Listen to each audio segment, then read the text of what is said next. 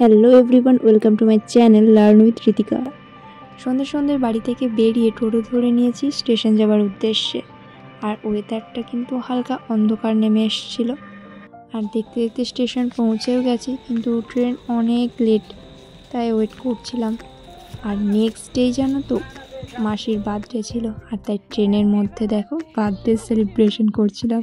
Actually আগে থেকে জানতাম না রাত পোয়ালে মাসির বার্থডে, তাই স্টেশনের মধ্যেই ছোট্ট একটা কেক পেয়েছিলাম, এটা কেটেই মাসির বার্থডে সেলিব্রেশন করেছিলাম। এরপরই খাওয়া দাওয়া করে ঘুমিয়ে নিয়েছিলাম, তাই আর কোনো ভিডিও ক্লিপ নিতে পারিনি। আর দেখো ভোরবেলায় উঠে ভিডিও করতে বসে গেছি, কোনো ব্রাশ ট্রাশ কিচ্ছু করিনি। আর বাইরে ওয়েদারটা অনুভবও করছিলাম, ভালো লাগছিল। আর আমি যে একা উঠেছি এমনটা কিন্তু না, সাথে সবাইকে উঠিয়েও দিয়েছি, সাথে আর গল্প করতেও বসে পড়েছি। যাই হোক, আড্ডা দিতে দিতে কিন্তু আমরা শিলিগুড়ি পৌঁছেও গেছি। আর শিলিগুড়িতে নামার সাথে সাথেই ওয়েদারটা দেখো কেমন মেঘলা মেঘলা হয়ে গেছিলো, মনটা যেন ওখানেই আমার ভেঙে গেছে অর্ধেক। আর এদিকে গাড়িতে ব্যাগগুলো চাপানো হচ্ছিলো। আর শিলিগুড়ি স্টেশন থেকে বেরিয়ে একটু আসার পরই এই ব্রিজটা পড়ছিল। আর দেখো মেঘটা একদম পুরো অন্ধকার করে এসেছিল, জানি না কি হবে। যাই হোক, কি আর করা যাবে। আর এত বোরিং ফিল হচ্ছিল কি বলবো। বাট যখনই এই জায়গাটা এলাম না, জাস্ট বিশ্বাস করতে পারবে না, মনের মধ্যে কোথায় যেন একটা আলাদাই এনার্জি পেয়ে গেলাম। এত জার্নি করে এসেও যে টায়ার্ড ছিলাম এত, আর বুঝতেই পারিনি পুরো রাস্তাটাই, পুরো নাচতে নাচতে গেছি। সেটা ক্লিপ আমি কোনো নিতে পারিনি, যদি নিতে পারতাম হয়তো ভালো হতো, তোমাদের সাথে শেয়ার করতে পারতাম। যাই হোক, দেখো যেতে যেতে বড্ড খিদে পেয়ে গেছিলো, তাই এই জায়গাটায় দাঁড়িয়ে কিছু খাবার খেয়ে নিয়েছিলাম। আর ওই হোটেলটারই একটা জানালা দিয়ে এই ভিউটা দেখা যাচ্ছিলো। বাট দেখার পর না জাস্ট অবাক হয়ে গেলাম একটা জিনিস দেখে, যে বাড়িগুলো দেখো কীভাবে দাঁড়িয়ে আছে, মনে হচ্ছে যেন একটু করলেই নাকি পড়ে যাবে। বাট না, দিনের পর দিন এইভাবেই কিন্তু ওনারা থাকেন। আর এদিকে বেরিয়ে পড়েছি আবারও খাওয়া দাওয়ার পর। অনেকেই আছে পাহাড় প্রেমী মানুষ, আর তাদের মধ্যে আমিও একজন। সত্যি সামনাসামনি পাহাড়কে দেখার পর পাহাড়কে আরও বেশি করে যেন ভালোবেসে ফেলেছি। আর এই যে তিস্তা নদী, সেই বর্ষার সময় সমস্ত কিছু ভাসিয়ে নিয়ে চলে যায়।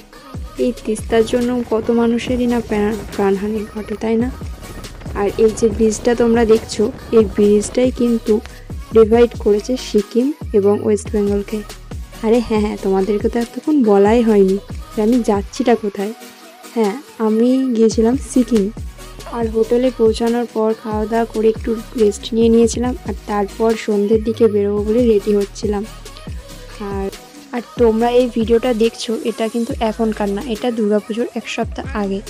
আর তখন ছিল তার পরের দিনই গান্ধী জয়ন্তী, আমরা যেদিন পৌঁছোই তার পরের দিন। দেখো এটা দেখে নিশ্চয়ই বুঝতে পারছো জায়গাটা কোথায়। হ্যাঁ, এটা হচ্ছে MG market, Mahatma Gandhi market. দেখো কি দারুণ না জায়গাটা, সত্যি অসাধারণ লাগছিল, মনে হচ্ছিল এটা বিদেশ চলে এসছে পুরো।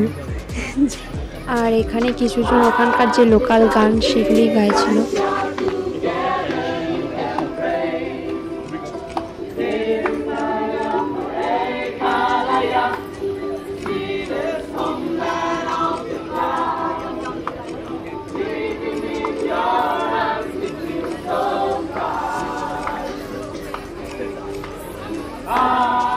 আর এরপরই আমরা মার্কেটটা একটু ঘুরে ঘুরে দেখছিলাম, আর জায়গাটা অসাধারণ লেগেছিল।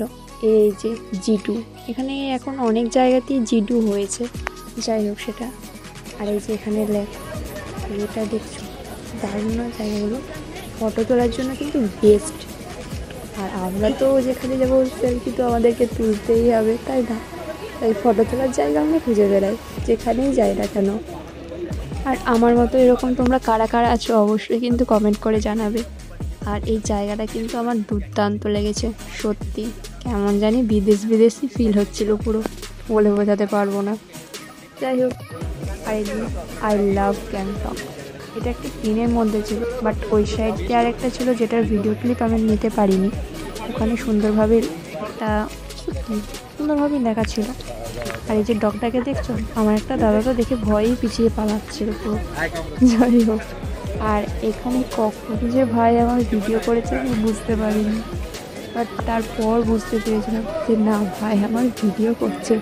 তারপর আর কিছু বলিনি, ঠিক আছে করছে করুক, করেছিল বলেই আজ তোমাদের সাথে এটাও আমি শেয়ার করতে পারলাম আমার লুকটা।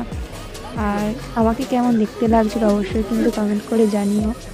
যা বাড়ি যাওয়ার পথে মানে হোটেলে ফিরছিলাম, আর হোটেলে ফেরার সময় আরও একটা জায়গা ভিজিট করতাম, হঠাৎই দেখতে পেয়ে গেলাম।